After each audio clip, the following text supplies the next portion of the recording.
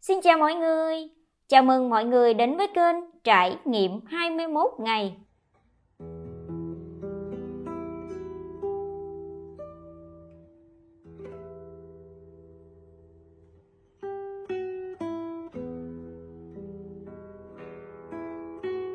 Hôm nay, tôi tham dự thánh lễ tại nhà thờ giáo xứ Chính Lộ, tọa lạc số 45/4N, Điện Biên Phủ, phường 15, quận Bình Thạnh, thành phố Hồ Chí Minh. Giáo xứ Chính Lộ thuộc giáo hạt Gia Định, Tổng giáo phận Sài Gòn, thành phố Hồ Chí Minh. Chọn Thánh Giuse lao động làm bổn mạng, có khoảng 1.612 giáo dân.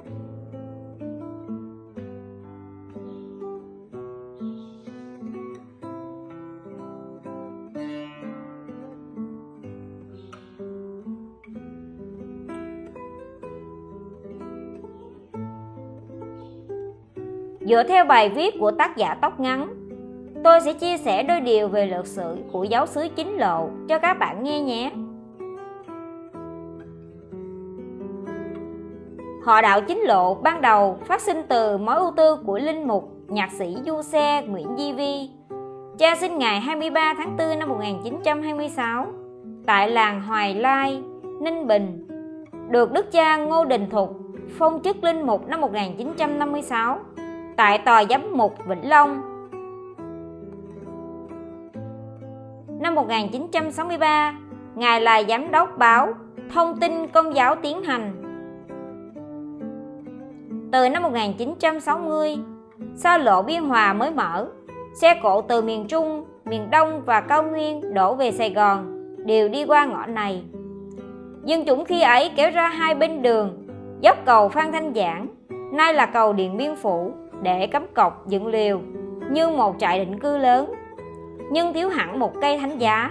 Thậm chí đêm Noel cũng không có một ánh đèn sao. Lúc ấy, cha Giuseppe thầm nghĩ, phải làm sao dựng nơi đây một cây thánh giá, một nhà thờ, thành lập một họ đạo, để khách thập phương khi về đến ngưỡng cửa Sài Gòn được thấy sự hiện diện của đạo Thiên Chúa mà phấn khởi vui mừng.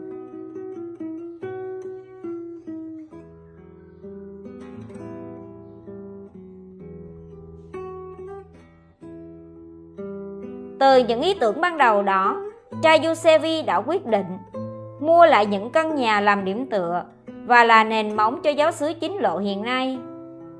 Ngày 14 tháng 9 năm 1968, Ngài mua căn nhà của ông bà Nguyễn Văn Thắng và Vũ Mỹ Dung, có đất nền là 345 m² và đất ruộng là 450 m². Ngày 7 tháng 1 năm 1970, Ngài mua căn nhà của ông bà Phạm Văn Vi và Nguyễn Thị Bé, có đất nền là 322 m² và đất ruộng là 162 m². Các khu đất đó nằm trong giáo khu 7 của giáo xứ Hàng Xanh. Ngày 9 tháng 3 năm 1969, cha sở giáo xứ Hàng Xanh, Tô Ma Trần Lê Vinh, đã tổ chức thánh lễ lần đầu tiên tại sân nhà của ông Gabriel Hoàng Văn Ninh cho giáo dân tại đây. Sau thánh lễ, cha Tô Ma Vinh cùng với ban chấp hành giáo xứ và giáo khu 7 cùng họp bàn làm đơn lên tòa tổng giám mục xin thành lập giáo họ mới.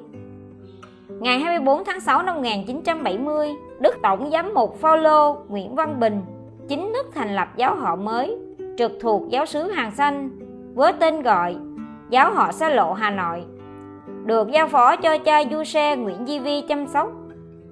Một ngôi nhà thờ nhỏ được mọc lên tại khu đất cha Giuse Nguyễn Di Vi đã mua và được khánh thành ngày 12 tháng 3 năm 1972.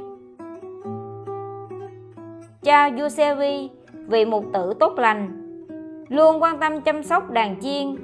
Ngài thành lập các hội đoàn, thực hiện các chương trình từ thiện, mở phòng nha, phòng phát thuốc, gửi quà cho dân nghèo trong các dịp lễ Tết, không phân biệt lương giáo. Ngài cũng quan tâm đến việc giáo dục, lập trường tiểu học Chính Lộ và hội Mê Công, giúp học bổng cho học sinh nghèo. Mối ưu tư của Ngài là làm sao có được ngôi nhà thờ khang trang rộng rãi hơn để giáo dân ngày càng đông có chỗ thờ phượng Chúa cách xứng hợp. Ngài đã dành dụm để mua thêm đất, tích lũy tiền bạc để xây dựng nhà thờ. Thế nhưng, do bệnh tật, Ngài đã về với Chúa ngày 22 tháng 2 năm 1996, sau 28 năm phục vụ giáo dân.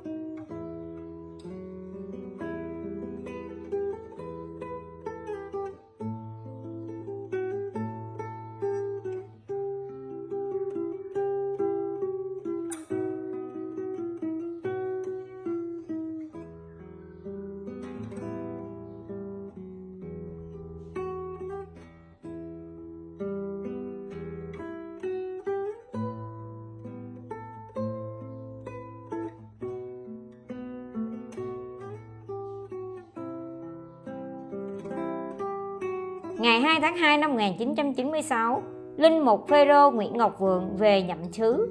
Ngày 29 tháng 1 năm 1997, Đức Hồng Y Gioan Bautista Phạm Minh Mật chính thức công bố giáo họ Sa Lộ Hà Nội trở thành giáo xứ chính lộ, thuộc giáo hạt Gia Định, Tổng giáo phận Sài Gòn.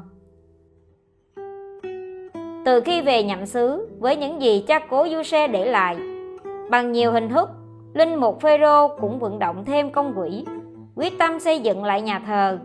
Ngày 6 tháng 1 năm 2001, Ngài khởi công xây dựng nhà thờ mới, và đến ngày 27 tháng 12 năm 2003, ngôi nhà thờ khang trang như hiện nay đã được khánh thành.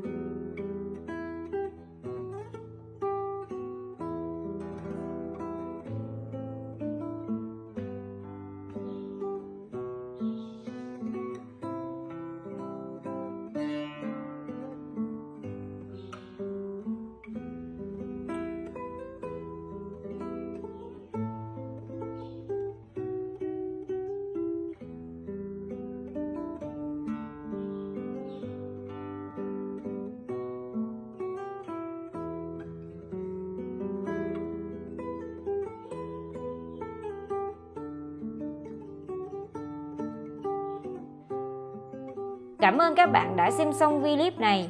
Nếu thích, vui lòng nhấn like, share, subscribe và chuông để nhận được các clip mới nhất. Xin chào và hẹn gặp lại.